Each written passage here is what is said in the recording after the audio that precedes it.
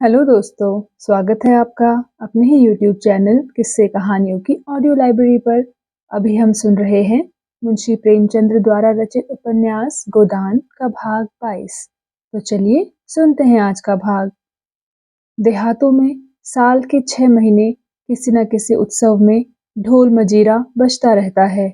होली के 1 महीना पहले से 1 महीना बाद तक फाग उड़ती है। आषाढ़ लगते ही आल्हा शुरू हो जाता है और सावन भादों में कजलियां होती हैं। कजलियों के बाद रामायण गान होने लगता है। सेमरी भी अपवाद नहीं है। महाजन की धमकियां और कारिंदे की बोलियां इस समारोह में बाधा नहीं डाल सकती।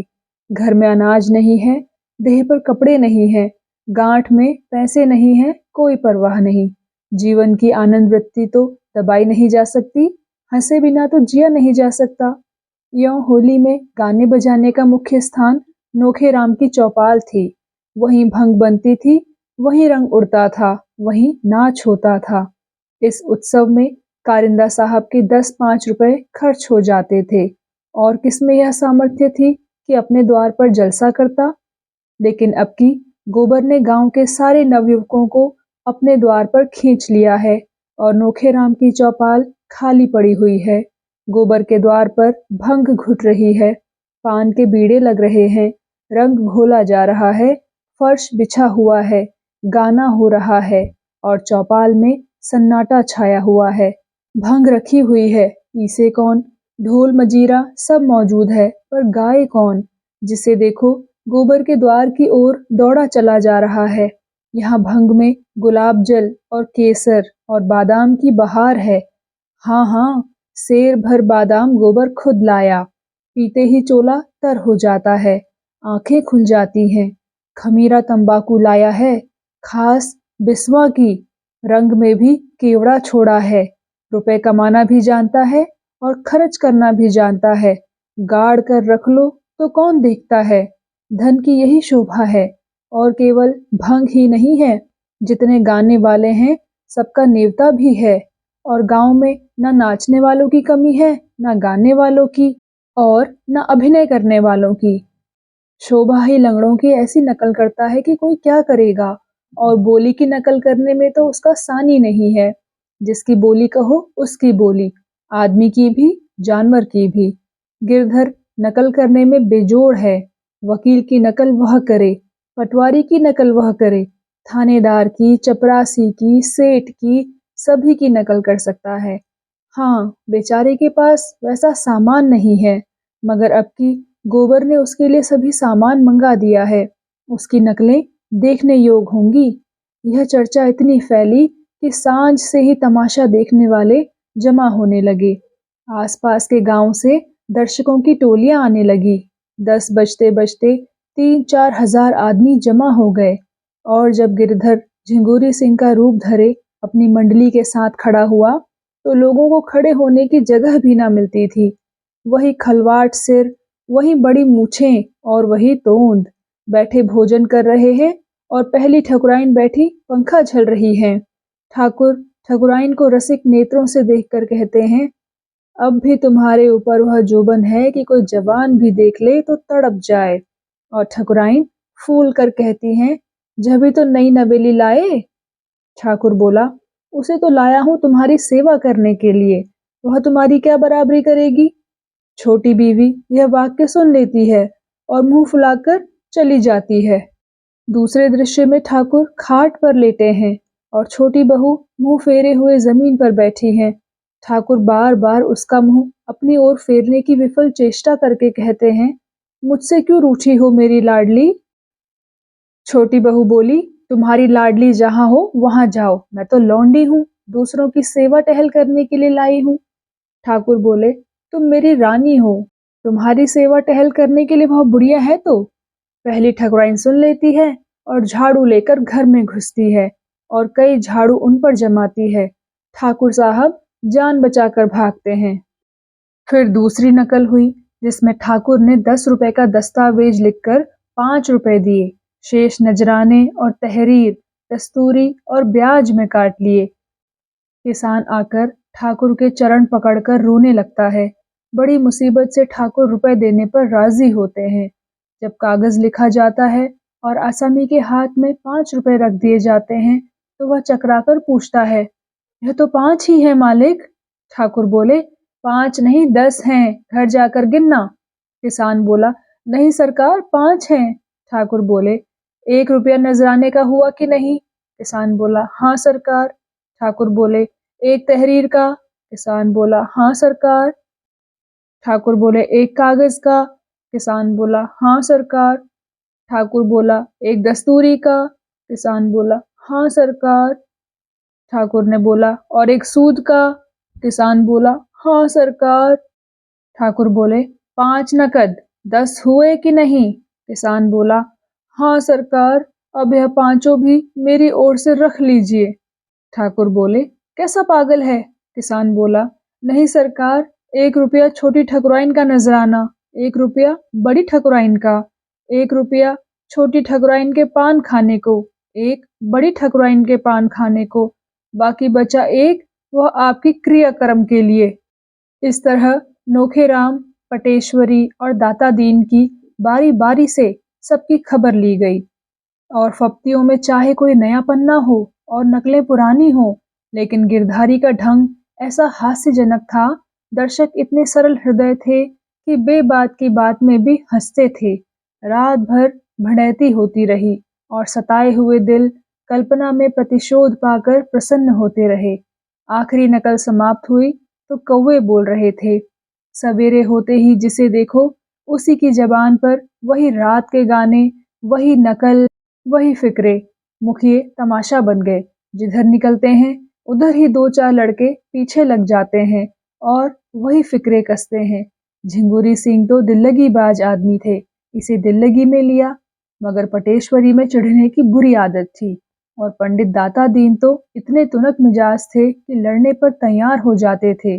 वह सबसे सम्मान पाने के आदी थे। कारिंदा की तो बात ही क्या, राय साहब तक उन्हें देखते ही सिर झुका देते थे।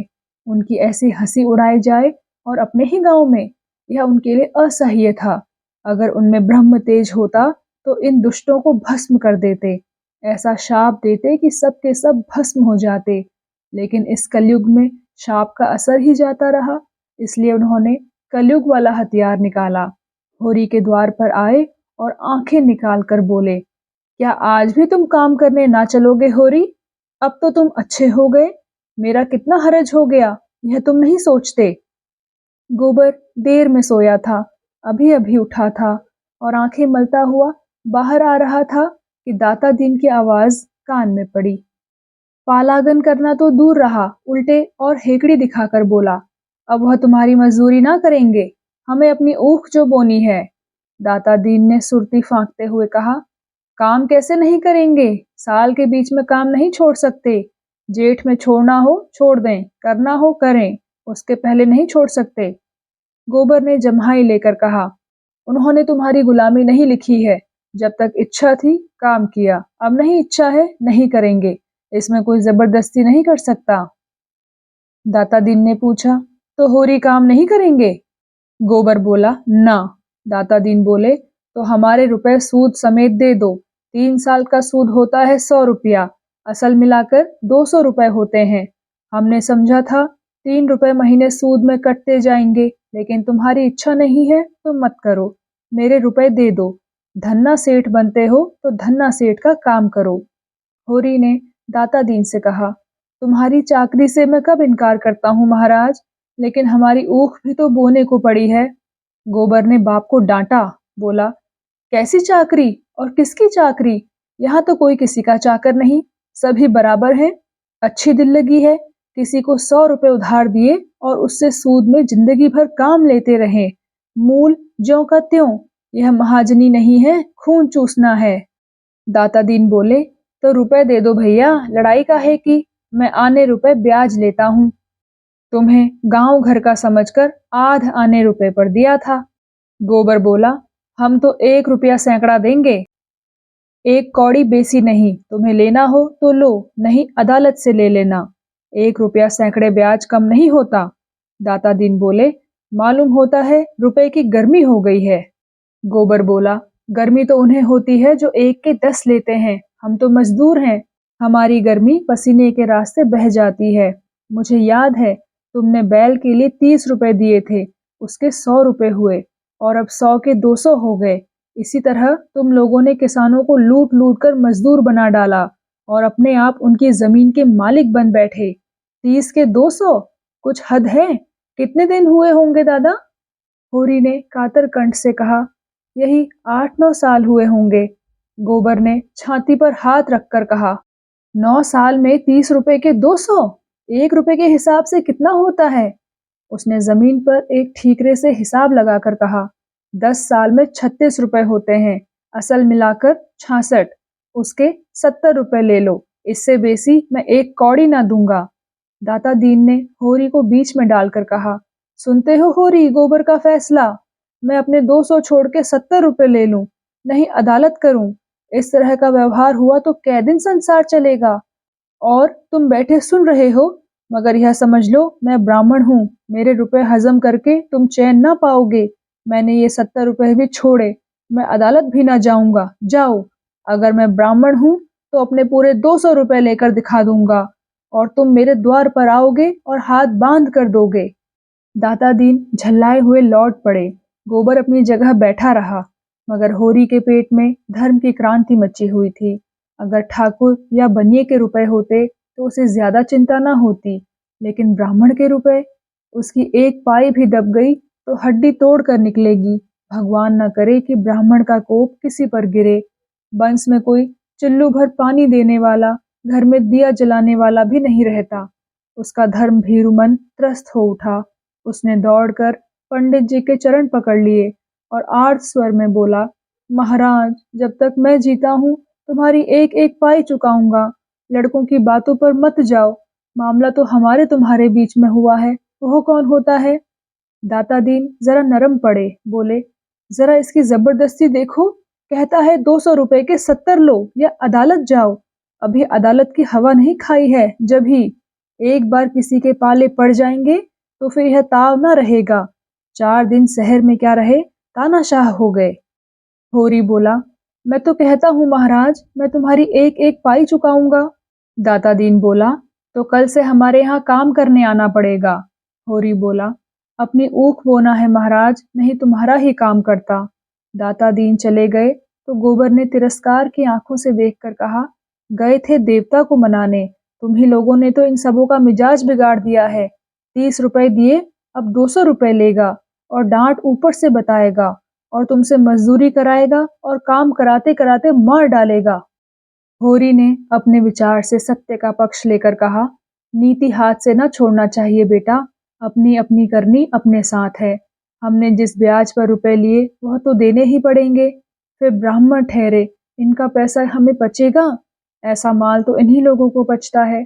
गोबर ने त्योरियां चढ़ाई, बोला, नीति छोड़ने को कौन कह रहा है?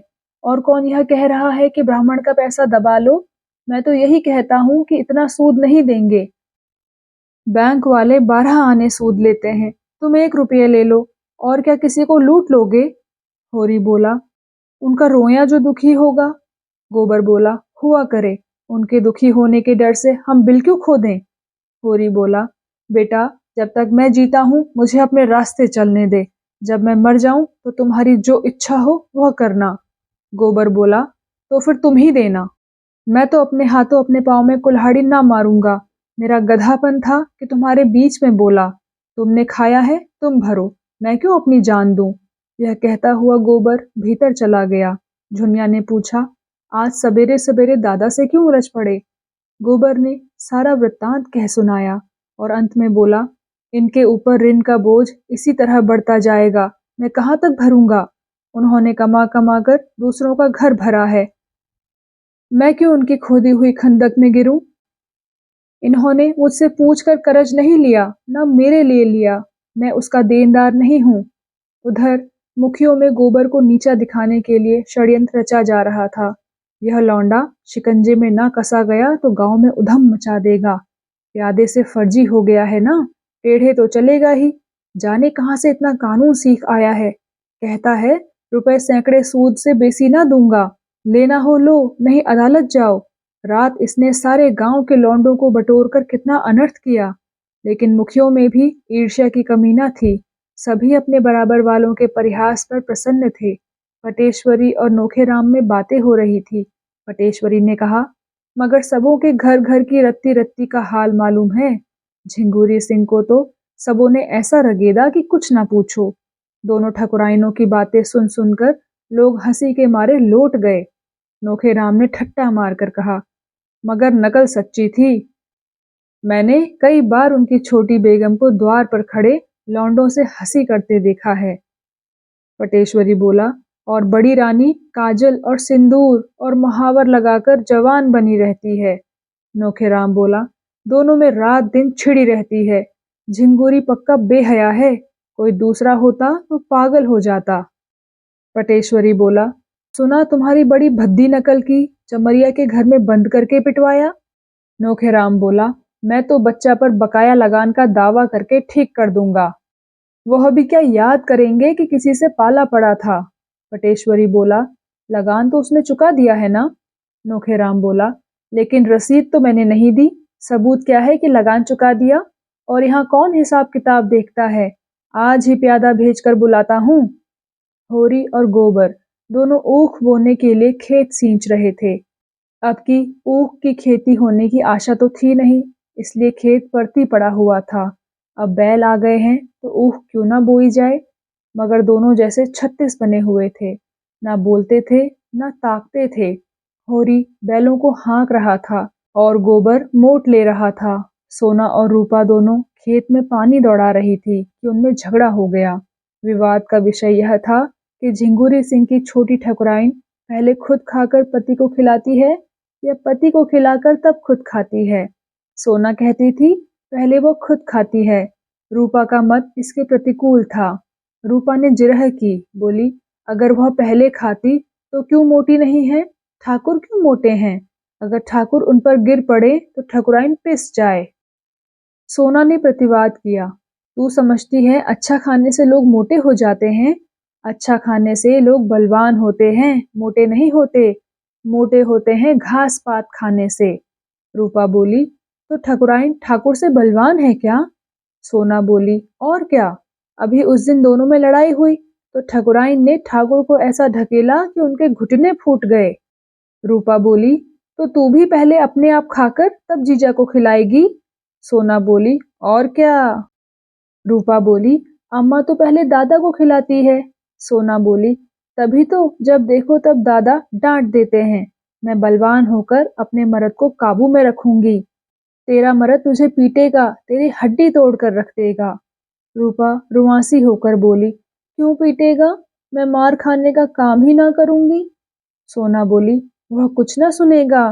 तूने जरा भी कुछ कहा और वह मार चलेगा। मारते मारते तेरी खाल उधेड़ लेगा। रूपा ने बिगड़कर सोना की साड़ी दांतों से फाड़ने की चेष्टा की और असफल होने पर चुटकियां काटने लगी। सोना ने और चिढ़ाया, बोली, वह तेरी नाक भी काट लेगा। इस पर रूपा ने बहन को दांत से काट खाया। सोना की बाह लहुआ गई। उसने रूपा को जोर से ढकेल दिया। वह गिर पड़ी और उठकर रोने लगी। सोना भी दांतों के निशान देखकर रो पड़ी। उन दोनों का चिल्लाना सुनकर गोबर गुस्से में भरा हुआ आया और दोनों को दो दो घूंसे जड़ दिए। दोनों रोती हुई खेत से निकलकर घर चल दी। सिंचाई का काम रुक गया। इस पर पिता पुत्र में एक झड़प हो गई। होरी ने पूछा, पानी कौन चलाएगा? दौड़े दौड़े गए, दोनों को भगा आए। अब जाकर मना क्यों नहीं लाते? गोबर बोला, तुम्ही ने सबों को बिगाड़ रखा है। होरी बोला, इस तरह मारने से और निर्लज्ज हो जाएंगी। गोबर बोला, 2 जून खाना बंद कर दो, अपने आप ठीक हो जाएं। होरी बोला, मैं उनका बाप हूँ, कसाई नहीं। पाँव में एक बार ठोकर लग जाने के बाद किसी कारण से बार बार ठोकर लगती है और कभी कभी अंगूठा पक जाता है और महीनों कष्ट देता है। पिता और पुत्र के सद्भाव को आज उसी तरह की चोट लग गई थी और उस पर यह तीसरी चोट पड़ी। गोबर ने घर जाकर झुनिया को खेत में पानी देने के लिए साथ लिया। झुनिया बच्चे को लेकर खेत में गई। धनिया और उसकी दोनों बेटियां ताकती रही। माँ को भी गोबर की यह उद्दंडता बुरी लगती थी। रूपा को मारता तो वह बुरा ना मानती, मगर जवान लड़की को मारना यह उसके लिए असह्य था। आज ही रात को गोबर ने लखनऊ लौट जाने का निश्चय कर लिया। यहाँ अब वह नहीं रह सकता। जब घर में उसकी कोई पूछ नहीं है तो वह क्यों रहे। वह लेन देन के मामले में बोल नहीं सकता। लड़कियों को जरा मार दिया तो लोग ऐसे जामे के बाहर हो गए मानो वह बाहर का आदमी है। तो इस सराय में वह ना रहेगा। दोनों भोजन करके बाहर आए थे कि नोखेराम के प्यादे ने आकर कहा, चलो कारिंदा साहब ने बुलाया है। होरी ने गर्व से कहा, रात को क्यों बुलाते हैं, मैं तो बाकी दे चुका हूँ। प्यादा बोला, मुझे तो तुम्हें बुलाने का हुक्म मिला है, जो कुछ अरज करना हो वहीं चलकर करना। होरी की इच्छा ना थी मगर जाना पड़ा। गोबर विरक्त सा बैठा रहा। आध घंटे में होरी लौटा और चिलम भरकर पीने लगा। अब गोबर से ना रहा गया, पूछा, किस मतलब से बुलाया था। होरी ने भर्राई हुई आवाज में कहा, मैंने पाई पाई लगान चुका दिया। वह कहते हैं तुम्हारे ऊपर 2 साल की बाकी है। अभी उस दिन मैंने ऊख बेची, 25 रुपए वही उनको दे दिए और आज वह 2 साल का बाकी निकालते हैं। मैंने कह दिया मैं एक धेला ना दूंगा। गोबर ने पूछा, तुम्हारे पास रसीद तो होगी। होरी बोला, रसीद कहाँ देते हैं। गोबर बोला, तो तुम बिना रसीद लिए रुपए देते ही क्यों हो। होरी बोला, मैं क्या जानता था वह लोग बेईमानी करेंगे। यह सब तुम्हारी करनी का फल है। तुमने रात को उनकी हंसी उड़ाई, यह उसी का दंड है। पानी में रहकर मगर से बैर नहीं किया जाता। सूद लगाकर 70 रुपए बाकी निकाल दिए, ये किसके घर से आएंगे। गोबर ने अपनी सफाई देते हुए कहा, तुमने रसीद ले ली होती तो मैं लाख उनकी हंसी उड़ाता, तुम्हारा बाल भी बांका ना कर सकते। मेरी समझ में नहीं आता कि लेन देन में तुम सावधानी से क्यों काम नहीं लेते। यों रसीद नहीं देते तो डाक से रुपया भेजो, यही तो होगा। एक आध रुपया महसूल पड़ जाएगा। इस तरह की धांधली तो ना होगी। होरी बोला, तुमने ही आग ना लगाई होती तो कुछ ना होता। अब तो सभी मुखिया बिगड़े हुए हैं, बेदखली की धमकी दे रहे हैं। दैव जाने कैसे बेड़ा पार लगेगा। गोबर बोला, मैं जाकर उनसे पूछता हूँ। होरी बोला, तुम जाकर और आग लगा दोगे। गोबर बोला, अगर आग लगानी पड़ेगी तो आग भी लगा दूंगा। वह बेदखली करते हैं, करें।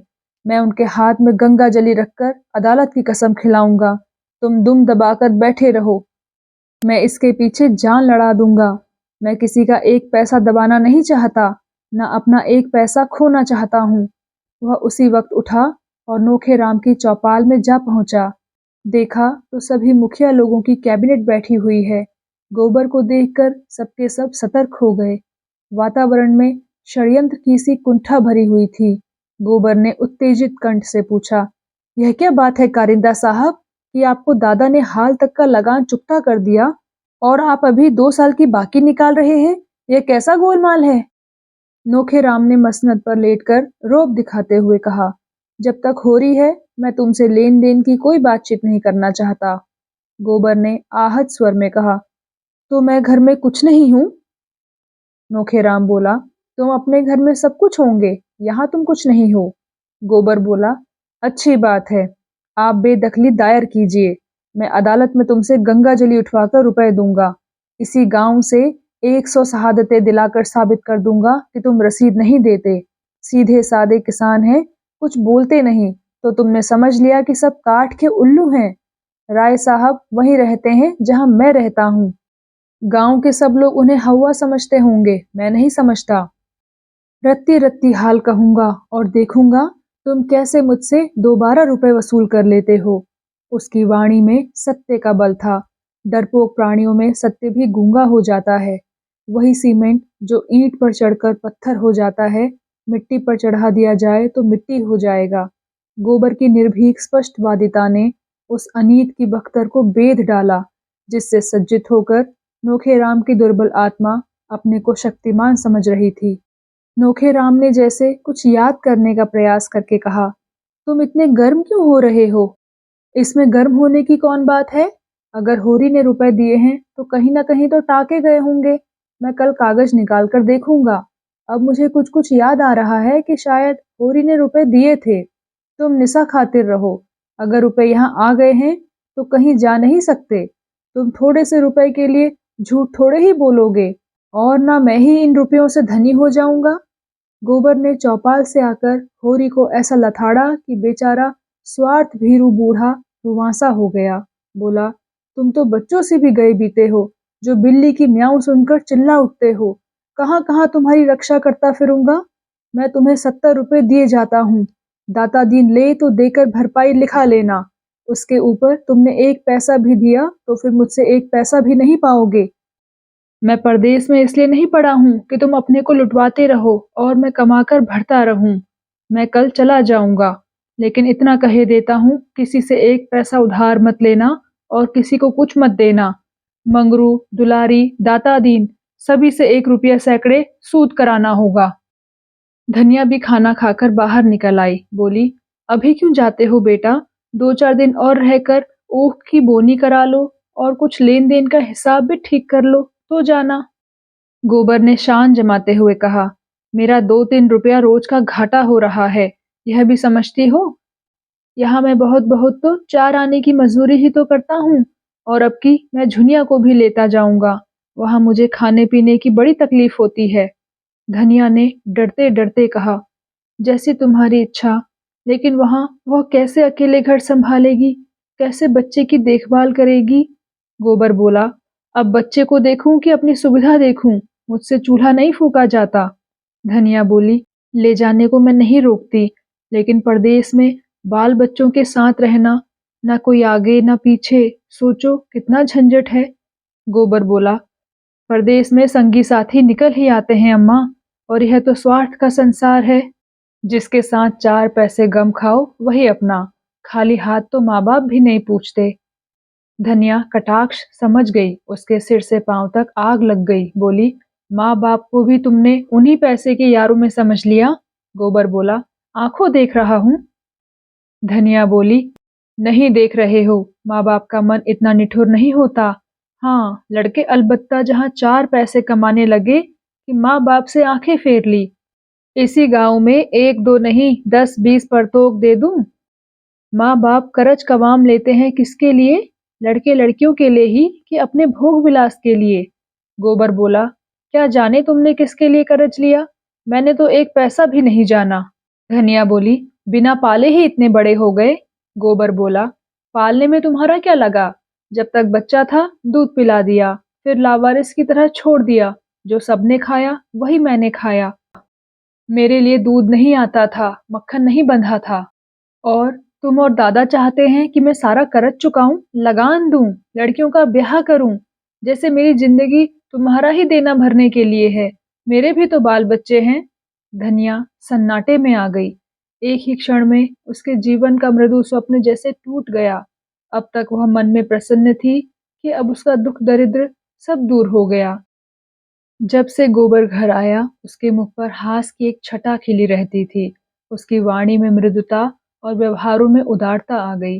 भगवान ने उस पर दया की है तो उसे सिर झुकाकर चलना चाहिए। भीतर की शांति बाहर सौजन्य बन गई थी।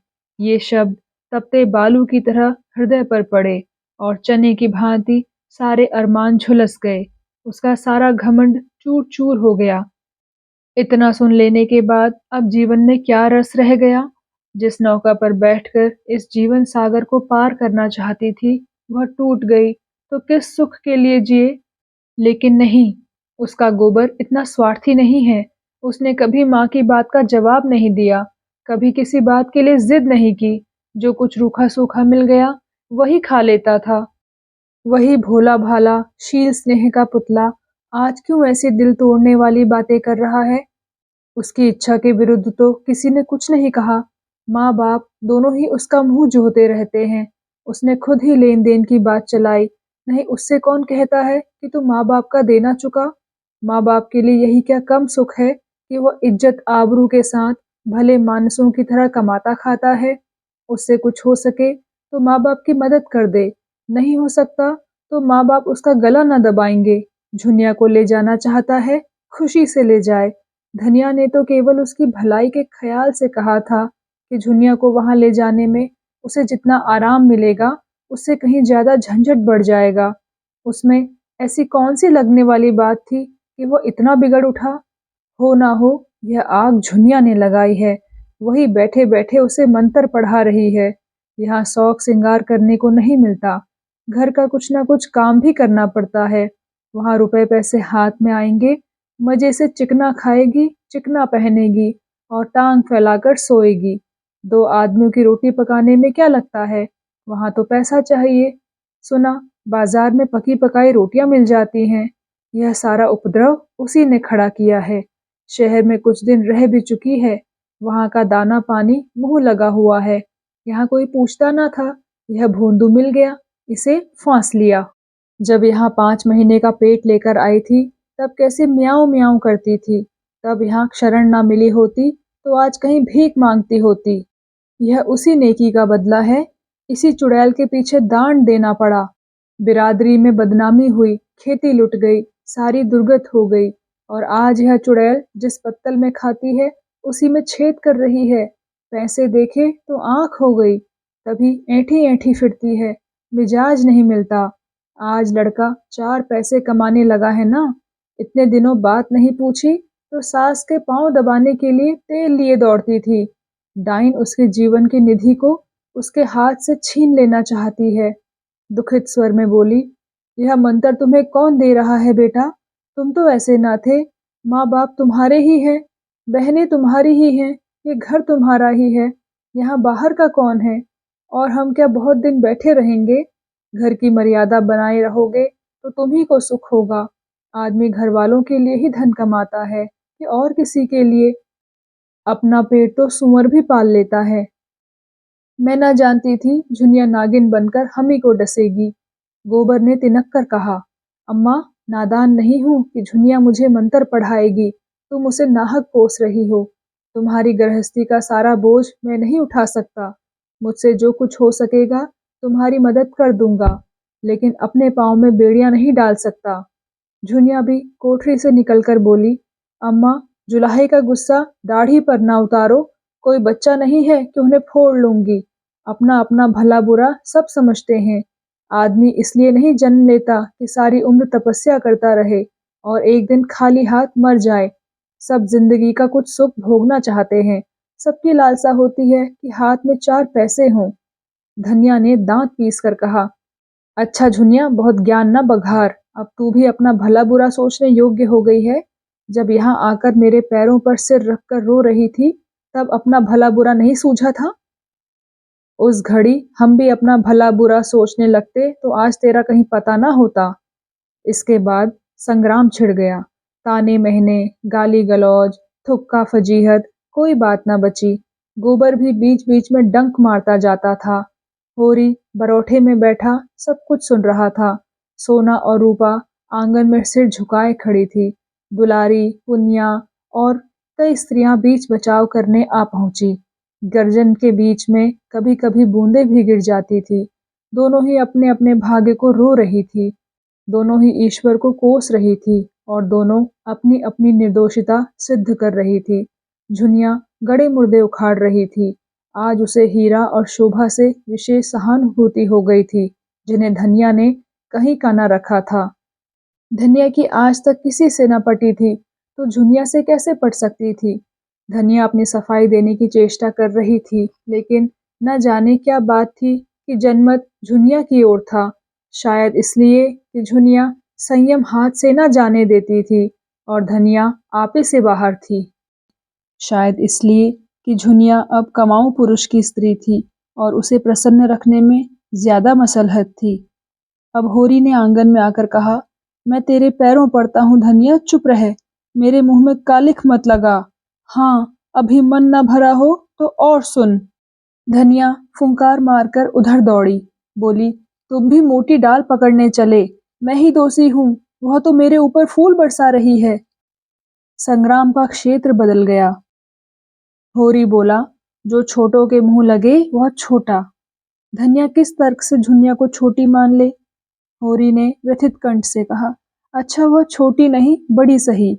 जो आदमी नहीं रहना चाहता क्या उसे बांध कर रखेगी? माँ बाप का धर्म है लड़के को पाल पोस कर बड़ा कर देना, वह हम कर चुके। उनके हाथ पांव हो गए, अब तू क्या चाहती है वे दाना चारा लाकर खिलाएं? माँ बाप का धर्म 16 आना लड़कों के साथ है। लड़कों का माँ बाप के साथ एक आना भी धर्म नहीं है। जो जाता है उसे आशीष देकर विदा कर दे। हमारा भगवान मालिक है। जो कुछ भोगना बचा है भोगेंगे। 40 साल 47 साल इसी तरह रोते धोते कट गए। 10-5 साल हैं वह भी यूं ही कट जाएंगे। उधर गोबर जाने की तैयारी कर रहा था। इस घर का पानी भी उसके लिए हराम है। माता होकर जब उसे ऐसी ऐसी बातें कहे तो अब वह उसका मुंह भी ना देखेगा। देखते ही देखते उसका बिस्तर बन गया। झुनिया ने भी चुंदरी पहन ली। मुन्नू भी टोप और फ्रॉक पहनकर राजा बन गया। होरी ने आर्द्र कंठ से कहा, बेटा तुमसे कुछ कहने का मुंह तो नहीं है, लेकिन कलेजा नहीं मानता। क्या जरा जाकर अपनी अभागिनी माता के पांव छू लोगे तो कुछ बुरा होगा? जिस माता की कोख से जन्म लिया और जिसका रक्त पीकर पले हो, उसके साथ इतना भी नहीं कर सकते? गोबर ने मुंह फेर कर कहा, मैं उसे अपनी माता नहीं समझता। होरी ने आंखों में आंसू लाकर कहा, जैसी तुम्हारी इच्छा, जहाँ रहो सुखी रहो। झुनिया ने सास के पास जाकर उसके चरणों को अंचल से छुआ। धनिया के मुंह से आशीष का एक शब्द भी ना निकला। उसने आंखें उठाकर देखा भी नहीं। गोबर बालक को गोद में लिए आगे आगे था। झुनिया बिस्तर बगल में दबाए पीछे। एक चमार का लड़का संदूक लिए था। गांव के कई स्त्री पुरुष गोबर को पहुंचाने गांव के बाहर तक आए। धनिया बैठी रो रही थी, जैसे कोई उसके हृदय को आरे से चीर रहा हो। उसका मातृत्व उस घर के समान हो रहा था जिसमें आग लग गई हो और सब कुछ भस्म हो गया हो। बैठकर रोने के लिए भी स्थान न बचा हो।